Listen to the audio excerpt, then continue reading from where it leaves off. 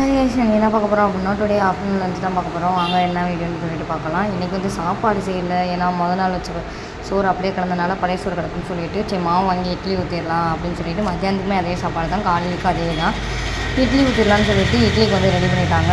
இட்லி வந்து சட்டியில் வெந்துட்டு இருந்துச்சு. இட்லி ஒரு ஈடு வந்து எடுத்து வச்சுட்டாங்க. சரி அதுக்கு சைடிஷ் தேவை இல்லையா, தக்காளி தொக்கு நாள் வச்சு தக்காளி தொக்கு இருந்துச்சு, அது வேணான்னு சொல்லிட்டு தக்காளி சட்னி அரைச்சலான்னு சொல்லிட்டு தக்காளி சட்னிக்கு தக்காளி வெங்காயம் இதெல்லாம் போட்டு வதக்கி எடுத்துட்டாங்க. வதக்கி எடுத்துகிட்டு அதை சட்னி ஆற வச்சுட்டாங்க. அதுக்குள்ளே இங்கிட்ட இட்லி வந்துருச்சு. இட்லியை எடுத்து ஹாட் பாக்ஸில் எடுத்து வச்சாச்சு. சரி அடுத்த கிட்ட இட்லியை ஒரே இதாக ஊற்றி வச்சிடலான்னு சொல்லிட்டு அடுத்த கிட்ட இட்லி ஊற்ற ஆரம்பிச்சிட்டாங்க. இங்கிட்ட சட்னி வந்து ஆறவுமே மிக்ஸி ஜாரில் போட்டு எடுத்து வச்சுட்டாங்க. நல்லா தண்ணியை இது பண்ணி உப்பு போட்டு நல்லா கலக்கி எடுத்துட்டாங்க. ஒரு தட்டில் வந்து அப்படியே இட்லி 3 இட்லி வச்சு அப்படியே அந்த சட்னியை ஊற்றி டிப் பண்ணி சாப்பிடும்போது ஆஹா, அது என்ன சாப்பிட்டாலும் எங்கள் அம்மா வைக்கிற அந்த தக்காளி சட்னி வேறு லெவலாக இருக்கும். சாம்பார் ஊற்றி சாப்பிட்டாலும் சரி, இது ஊற்றி சாப்பிட்டாலும் சரி, அந்த இட்லிக்கு எனக்கு என்னமோ ரொம்ப பிடிச்சதுன்னா அந்த தக்காளி சட்னி தான்.